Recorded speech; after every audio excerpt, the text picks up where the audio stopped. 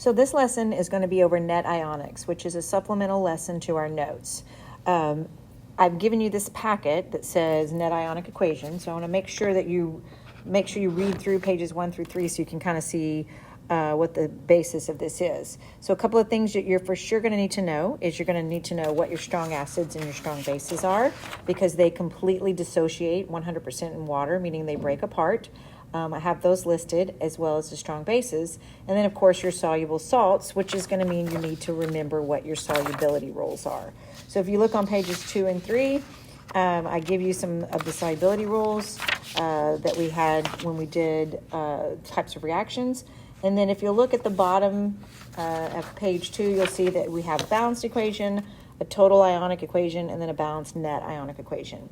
And so basically, the reason we do this is the net ionic equation is actually what's happening. And so it's a shorthand version of what we're doing, because if it's not participating in the reaction, we don't really care about it. So the best thing to do is just work through these examples that I gave you in this packet, and then you'll complete the worksheet of precipitation reactions, okay? Remember, if it is a double replacement reaction, it happens if it creates a solid, a liquid, or a gas. All right, so the first equation we have is solutions of iron 3 nitrate and potassium hydroxide are being mixed. So iron 3 nitrate is written like this, plus potassium hydroxide, KOH. And then we're going to do outside inside. So we're going to get potassium nitrate, and we're going to get iron 3 hydroxide.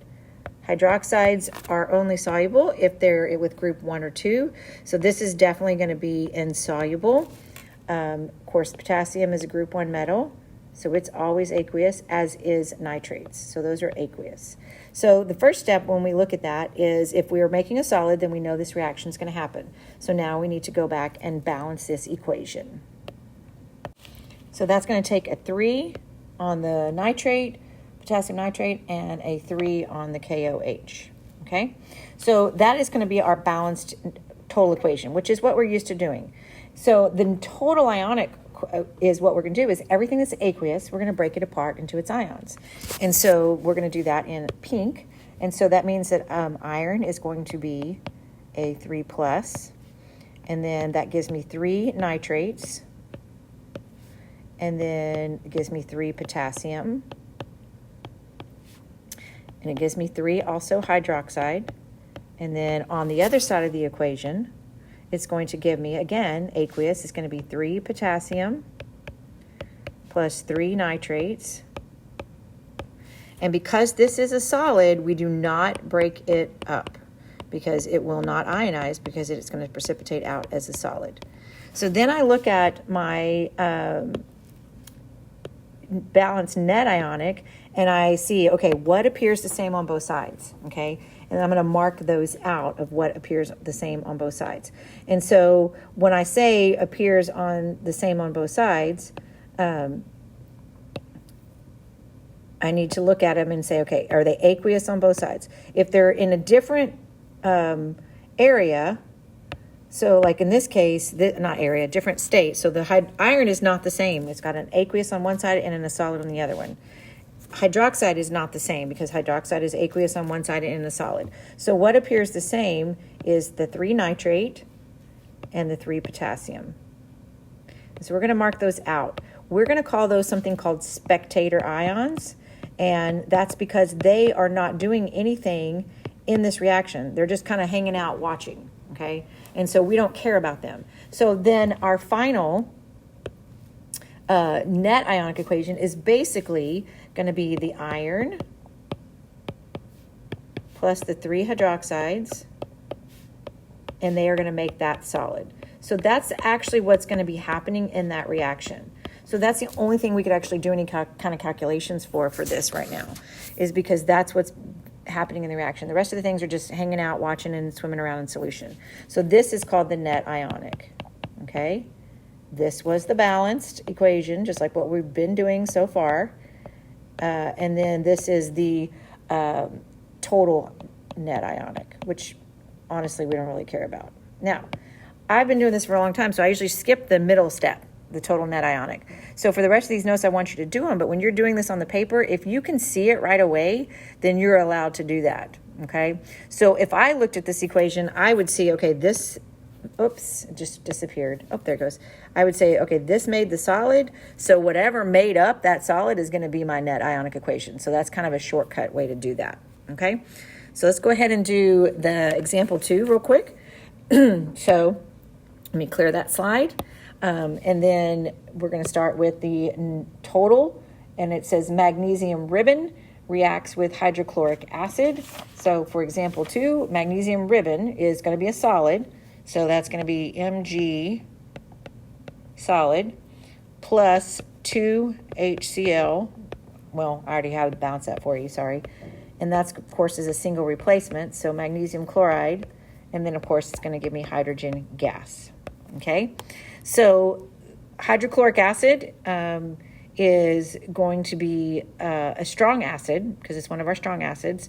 So that's aqueous, and of course magnesium chloride also aqueous. But remember, I said reactions happen if they're doing a solid or a gas. So I'm going to break apart anything that is aqueous. So magnesium's going to, I like to switch colors for y'all here. So magnesium is going to remain that solid, and then I'm going to have 2 hydrogen ions plus 2 chlorine ions, and that's going to give me 2 magnesium ions. No, that's not right, sorry. Only 1 magnesium ion, but it's a 2 plus. Sorry about that. Plus 2 chlorine ions plus hydrogen gas. So again, if I'm crossing out what appears on the same on both sides, it's literally just that chlorine. So in that case, that chlorine ion is our only spectator ion. Okay, so then our final total net would be magnesium solid plus 2 hydrogen yields the magnesium 2 plus ion plus hydrogen gas.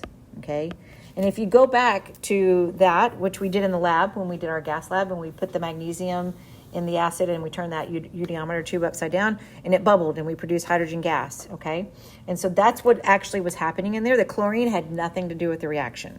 We didn't need it in terms of what was actually happening, okay? So let's do the next example. So let me clear that. The next example is solutions of acetic acid and lithium bicarbonate. So acetic acid is HC2H3O2, or remember, if you prefer, CH3 could work that way too. That's the same thing.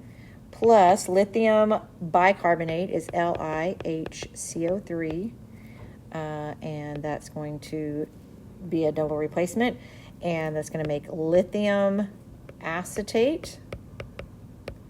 And then if we were to look at that, we would think it's making carbonic acid, H2CO3, but it will immediately break down and bubble into liquid water plus CO2 gas, because technically you think it makes this when you put the outside-inside thing together, but actually that immediately decomposes into H2O plus CO2. So that's just something that I would let you know what it would make, okay? So when we go to do our net ionic for this, acetic acid is a weak acid. And our equation is already balanced as is, so we're good. So if it's a weak acid, we do not break it apart. We leave it together. We only break apart strong acids. That's why you have to know. And it is aqueous, okay? But it's a weak acid, so it is not going to break apart, okay? This was also aqueous, and of course we already have liquid and gas. Okay, so this would be Li plus the bicarbonate yields Li plus the acetate, because now it is always aqueous in this case, plus the liquid water and the CO2 gas. So now we want to mark out anything that appears the same on both sides, and pretty much that's just the lithium, okay? So our final net ionic equation on that one is going to be the acetic acid. Nope, that's not a 2, sorry. Which is aqueous. But it is a weak acid, so it's very little dissociation.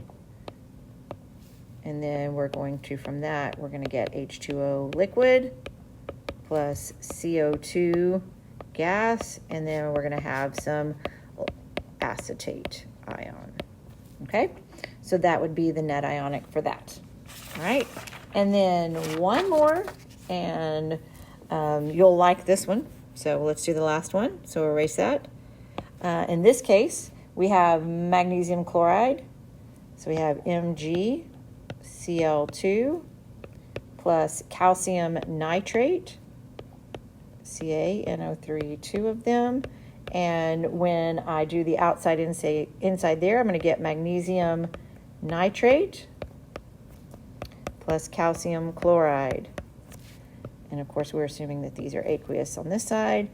But what I know about nitrates is they are always aqueous. And what I know about chlorides is they are always aqueous unless they are with silver, mercury, and lead. So this is actually a no reaction. So if it's a no reaction, well, then you do not have to do that, okay? And that's how you do net ionics. So the worksheet that you have to do is due tomorrow, and we'll get those down before we start solution stoichiometry.